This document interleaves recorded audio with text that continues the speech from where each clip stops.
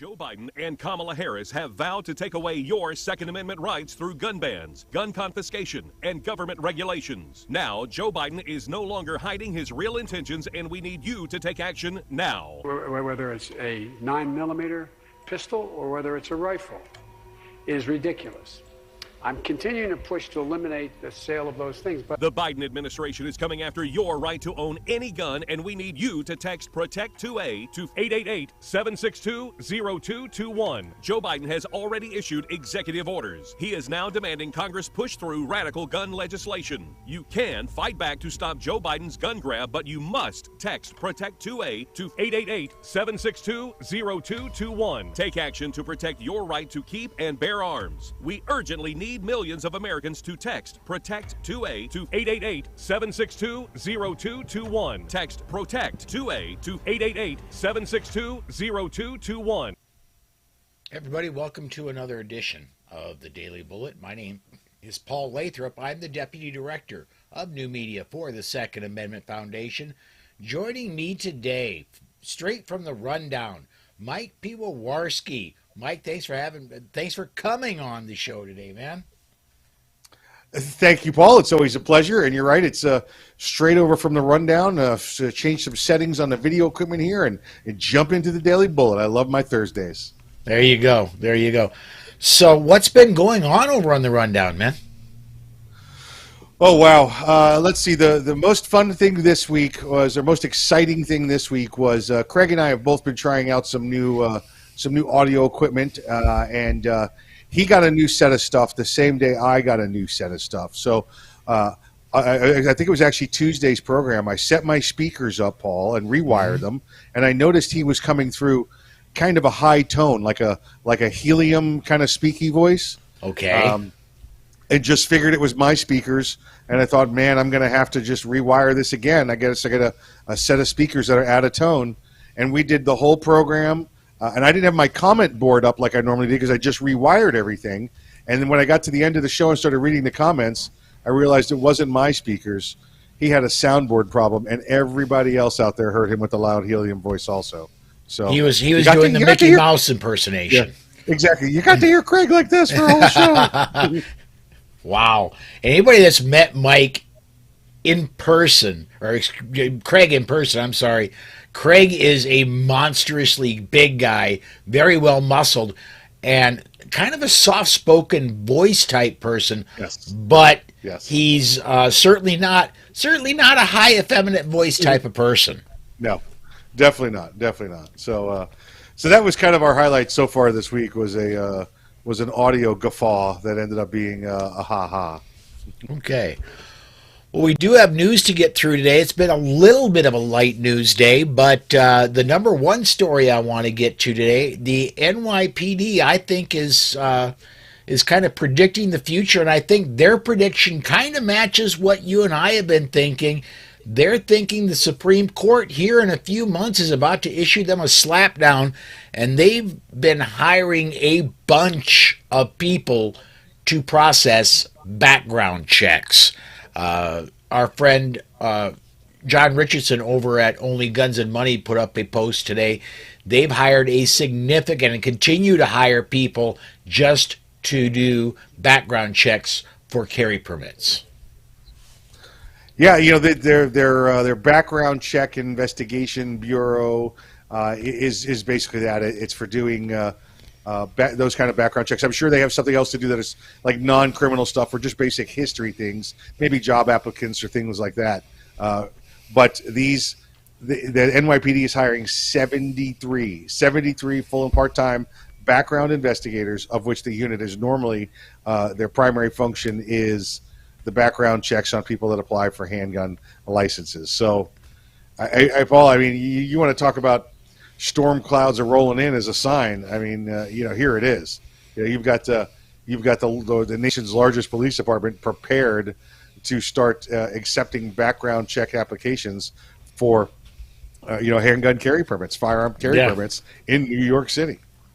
Well, and let's face it, 73 people out of there's 5.5, 6 million people in New York City. 10 million people. 10 million people, yeah. That's not going to make much of a dent in the unemployment rate there, but hey, if you could get on with the NYPD, you can put your app in there, folks. Get to it. It's going to be guaranteed plenty of work coming up here soon in the future, and with a backlog of up to 10 million people, you like you said, that's like one of them IT jobs. Those tickets never stop rolling in. Those work tickets are always piling up on you. Absolutely, yeah. It's and like you said, guaranteed work for years and years and years and years. So, next story I want to talk about real quickly is Washington State. They're going in the wrong damn direction. The state Senate there passed a ban of normal capacity magazines, right, not just for rifles but for handguns as well.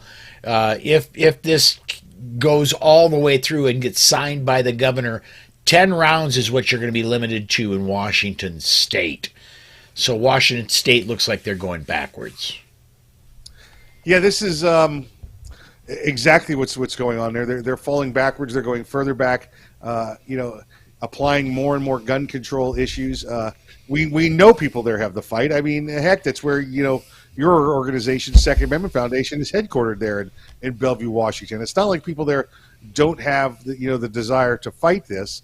It's that, like we've seen time and time again, you've got all of the expats, right, from California making their way up to the western Washington State and have taken over. They have the numbers. It's become a blue state, a clear blue state. Everybody to the eastern portion of the state and the north is all as red as you can be, but you get down there in the SeaTac area, and that's it. They have no problem taking their guns away. And this is everything, Paul. These are where the stories come from, right? Oh, we're going to do a gun tax. Oh, it's not a tax. It's going to be a fee. We're gonna tax the ammo. We're gonna tax dealers. We're gonna make sure dealers can't be within the city. Everything possible they can do to revoke the Second Amendment rights of the citizens there in Washington State, and it's hard. It's hard to sit back and watch. I've got a ton of friends in the Pacific Northwest, and what they have to go through there. It's almost as if they're living a different life there in that state. I'll tell you what, though, the good thing, Paul, is the majority of the law enforcement agencies, the sheriff's offices and the police departments, the heads of those agencies have said, not enforcing these laws. Yeah. Not taking the seizures. We're not doing the red flag. We're not we're not doing the the I-295 or whatever it was, they are 495. I'm sorry. They are not enforcing the law. So it's kind of nice, but it shouldn't have to happen in the first place. You're absolutely right. And when it gets down to the rank and file sheriffs and police officers, they're overwhelmingly on our side, but we shouldn't have to rely on that. Yeah, absolutely right. And this is one of those. What do you do? I mean, we've seen the majority of laws being passed in California, and we know that they're all unconstitutional. We've seen it in San Jose again this week, and I know we'll get to that story also. But it's what do you do? What do you do? I mean, the next step is people knocking on your doors. It's where they are. You've had to register all the firearms there, all of your assault weapons, alleged assault weapons, because they run around hurting people without anybody supervising them. It's so they know who's got the guns. I mean, that's just the next step there, and we see it happening everywhere. People say, "Oh no, that doesn't happen. That doesn't happen." Well, that's garbage. We know that. We know that it might be starting small and working its way big, but that's what red flag orders are, and we're going to come seize your firearms. Yeah. So that's what's happening. That's the end game right there. That's always their end game, is we're going to make it so hard that eventually you're going to give them up, or we're going to come get them. That is the end game. Yeah. You're absolutely right.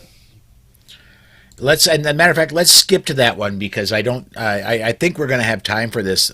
News broke that there was an interview. The mayor of San Jose had an interview, and Breitbart wrote a story. He actually says, yeah, we're going to take you if you don't pay your second. That story a couple of weeks ago where they passed they're calling it a fee. I call it a tax. Yep. On your Second Amendment rights. If you don't pay that tax, we're going to take your guns. We will confiscate them. And he absolutely said that in this story that Breitbart put up. This should come as a shock to no one. Again, that's been their goal from the very beginning. Right.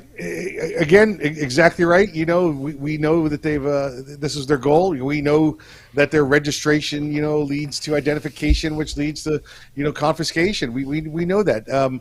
They've passed this law, a clearly unconstitutional law. And this is where I'll default back to, you know, law enforcement officers and many public officials in the White House are subject to qualified immunity, which means they can't be held liable, civilly or criminal, unless they violate the Constitution or break the law. As long as they don't do those two things, they're okay. Which, guess what? It's kind of the advice I live by, right? Don't violate the law or don't violate the Constitution. Right.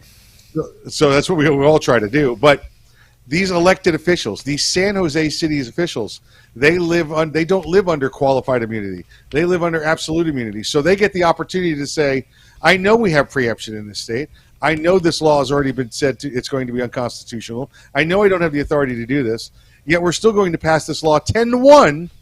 We're going to pass this law because it's what we want to do. Never mind, it's not what the constituents wanted to do, or them to do, him and her to do. That's what we saw from the story when it passed a week ago. So now you have here in San Jose, they're saying, we don't care that the law is unconstitutional and it just passed. We're imposing a tax or a fee, right? A safety fee, isn't that what they called it? Mm-hmm. Education fee, something along those lines. I don't remember what the term for they're calling it a fee, not a tax, but it is absolutely a tax. Yeah, I don't know if it's you know, if they're gonna do this to every household, or if it's just those with the gun, with the firearm, or is it going to be per firearm? Is it going to be per occupant of a house where the firearm is? They haven't said this. They just came up with the $25 fee when they asked the mayor, because that's not in writing anywhere. It says a fee commensurate with what the city council decides it should be to give to an organization of their choice. Huh? Does that sound like wealth redistribution to you? But $25. There's 1 million residents. There's 1 million residents in San Jose. All right. Mm-hmm. We're not only going to take your guns, we're going to take your money, and we're going to take your money because you won't give us your guns, and we're going to take your guns because you wouldn't give us any money. That's what and not only that, it's written into the law that $25 doesn't entirely go to anti-gun initiatives. There's also fees. There's also, you know, they're allowed to charge fees against that money before they send that money out. So a good amount of that money is going right into the mayor's pocket. Oh, absolutely. Yeah. Out of that story, I want to pull this quote from the mayor up. For example, there's a bar brawl and they're patting down everybody and somebody's got a gun. Have you paid your fee? You have insurance? No? Okay, well, there's an opportunity for us to remove the gun. And then when the gun owner comes back and demonstrates they comply with the law and they're a lawful gun owner, they get their gun back. But in the meantime, you've taken a gun out of a bar brawl, and that's not a bad thing. I'm going to tell you right here, right now, Mr. Mayor, if there's somebody with a gun, I will just about guarantee you they're going to be about 2 miles away from that bar brawl and going the other way. They're not going to be anywhere near the thing. Or they're not going to be a lawful gun owner to start with. There you go. That's the key. Lawful owner and respectful of the law. In Georgia, 10 years ago, they passed a law that says you can open carry or carry concealed in a bar now. Now, Florida is one of those places. I don't know how it is up by you, Paul, but Florida is one of those places where if you're a firearms holder, and it's got to be concealed in Florida. We're one of the 4 left that you don't have open carry here, but you can't go into a bar that primarily serves alcohol, an establishment that primarily serves alcohol. It's off limit against your concealed carry permit. Georgia, our neighbors to the north, just got rid of that. They got rid of that alcohol restriction with those that have firearms. You know, either it's carrying open carry or concealed carry, and they had that law gone away. Paul, the argument was the same. As soon as we do this, there'll be blood in the streets. There'll be people shooting each other in bars. There will be drunks just all over the place, capping rounds into people. And you know how many times it's happened? How many times there's been a shooting in a bar with a firearm by somebody with a permit? Zero. Yep. Zero. All that argument always just dries up and blows away in the wind. That argument counts for nothing. Yet, here you go. There you are. Still going to pass that law.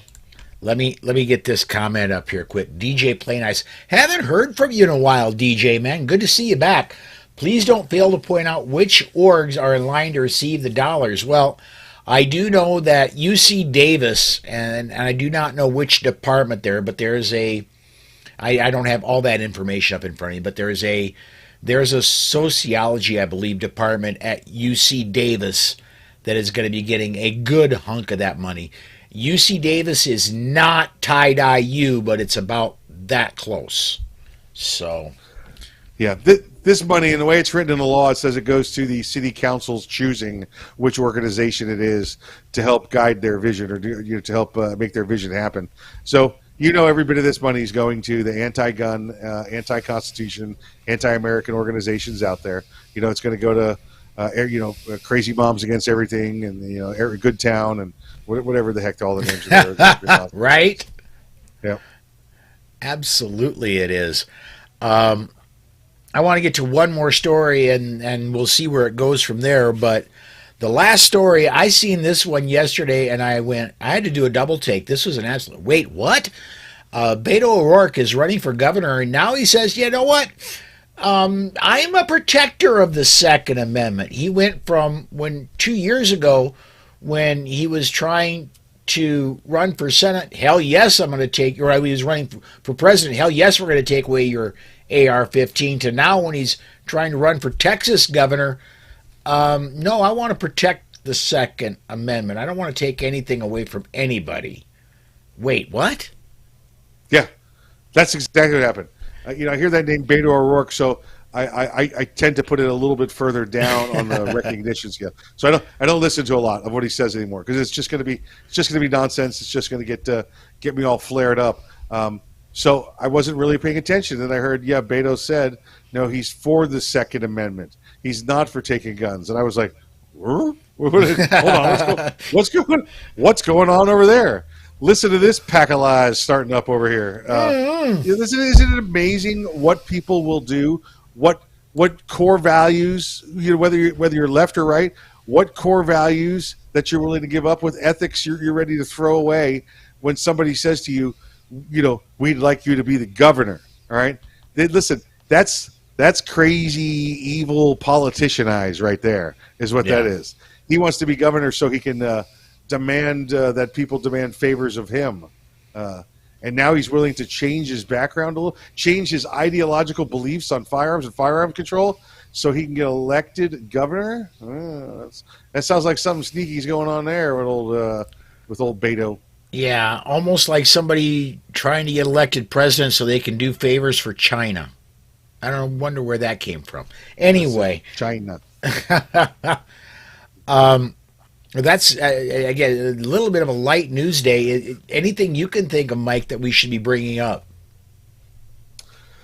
Let's see. Doing the countdown, Paul. I've got 2 important days I'm coming up on in the future. One is it should be an international sports event. It's 8 days until the 4-man Jamaican bobsled team is going to be coming down the tubes there in China. So let's see how Jamaican bobsledders do. And then let's see, my baseball team just announced Old Timers Day for the first time since 1994, so I'm pumped. There you go. Old Timers Day. Are you in the selection for that one? I'm going to be in the Old Timers booth sitting up top, where you can't when you yell at the umps, it's stuff like little kids, it's like dad jokes more than anything else.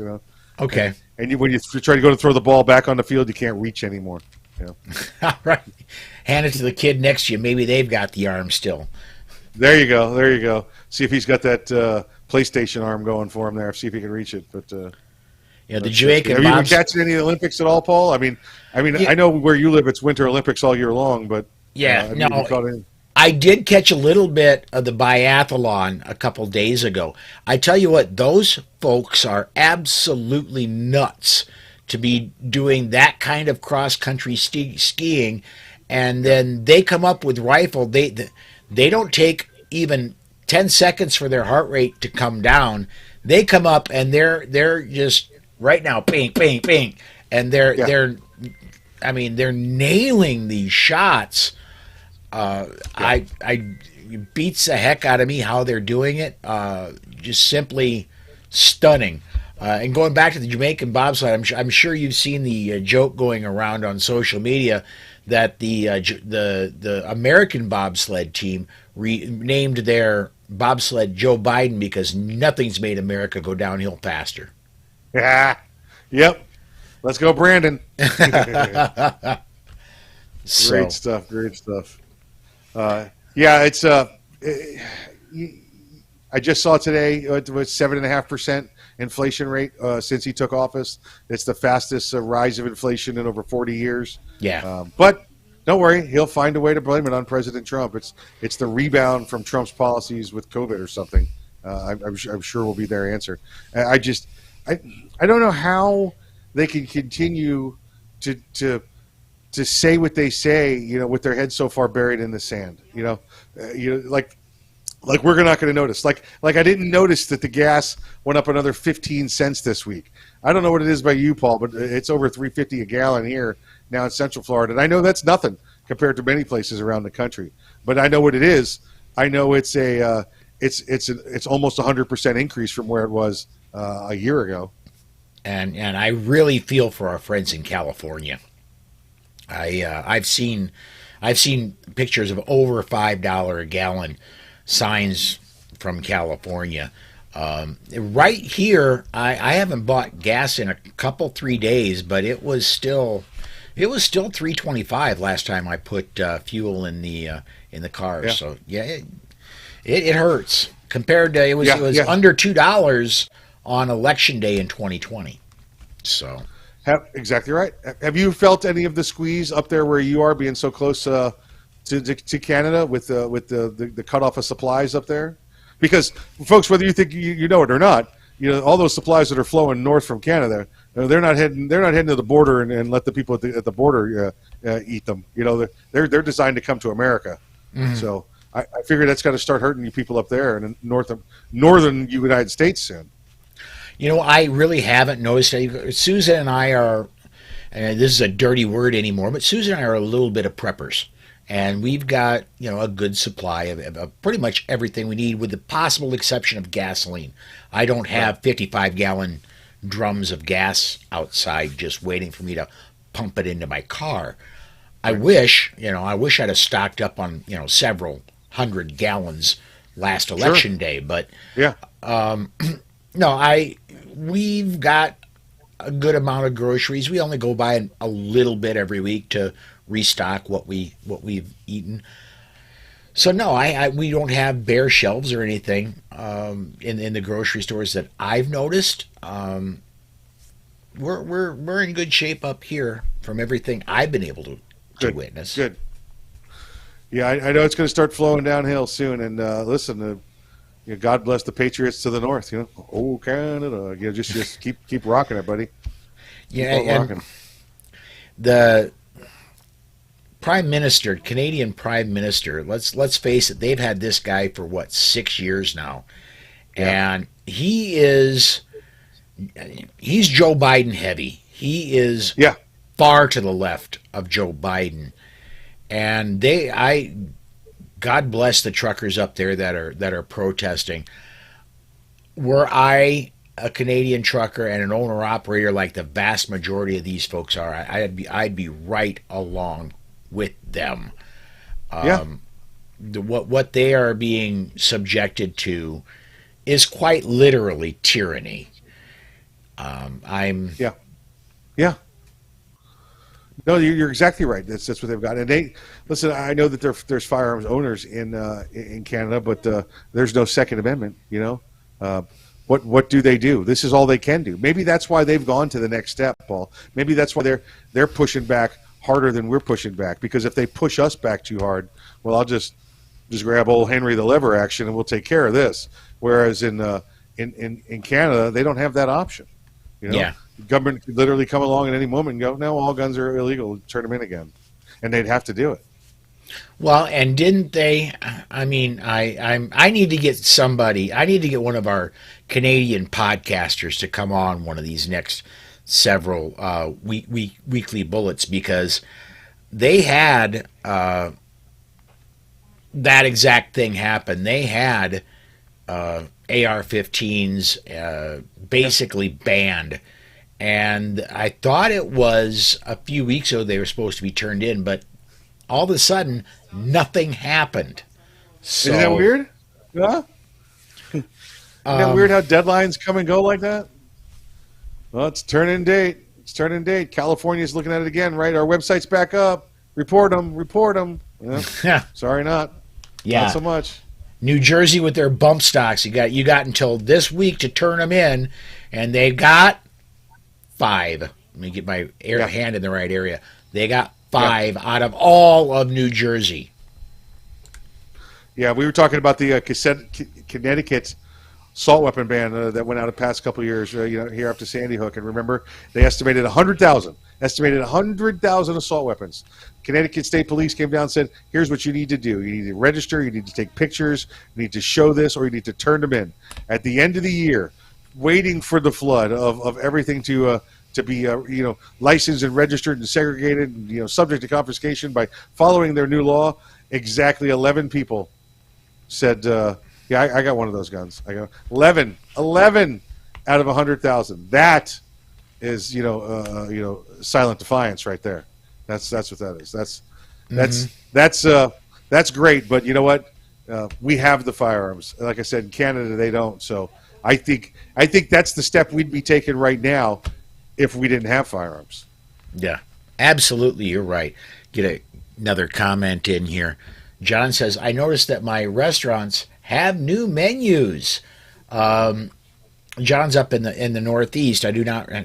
You have to forgive me, John. I cannot remember where everybody's from. He's in the Northeast. I think he might be up in Connecticut, but Gotcha. I know where the Canadian truckers have shut the border crossing down is in the Detroit area. So busiest crossing point on the north side. Yep. And I know, and this is way off the topic of guns. We normally stay pretty solid on guns, but since we've got time today, I've heard that Ford and Toyota are shutting down lines of production for their vehicles because they're having issues getting parts from Canada. I'm not in the market for a brand new car right now, but if I were, a few weeks, a few months, I'll live. Absolutely amazing. But it's okay. It's for the children. We don't need firearms. It's not inflation. It's just reverse prosperity or whatever the heck they called it last week. Mm-hmm.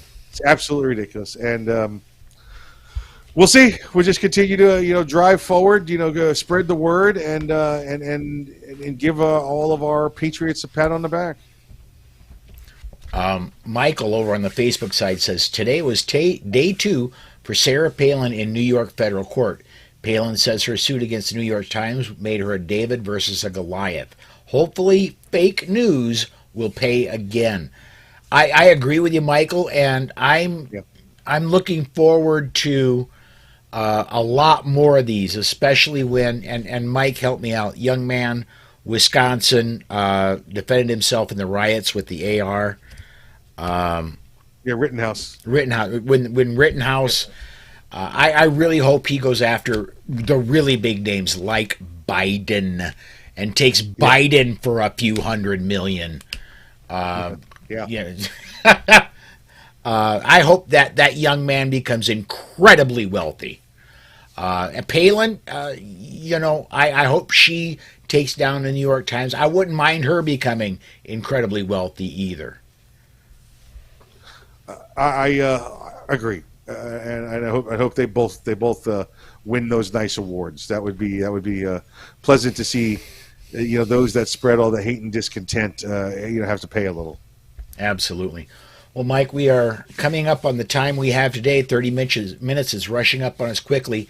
Before we go, how can people find the rundown? You normally air just before this. Yeah, the rundown is 5 p.m. Eastern time. That's just go to the rundown.us, and then you can listen to Arms Room Radio on Saturdays live 3 to 5 p.m. Eastern time, or wherever it happens to be playing around your part of the country. And have a great some big news coming up too with Rundown. Some big news coming up soon. So keep sticking in there. You might be able to see us soon, not just listen to us. Very cool. Very, very cool.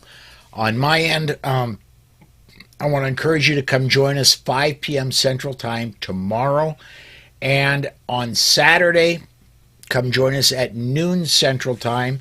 And for those of you who are catching us on OpsLens TV, or those of you who are watching on Facebook and YouTube, if you can make it to Arizona, to Phoenix on the 19th, get to Phoenix on the 19th for the big Second Amendment rally. Come see me in person. I'd love to meet you, shake your hand, tell you hi.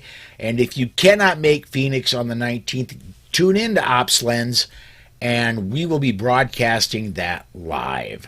So that's going to be it for today. Thanks for watching, everybody, and we will see you.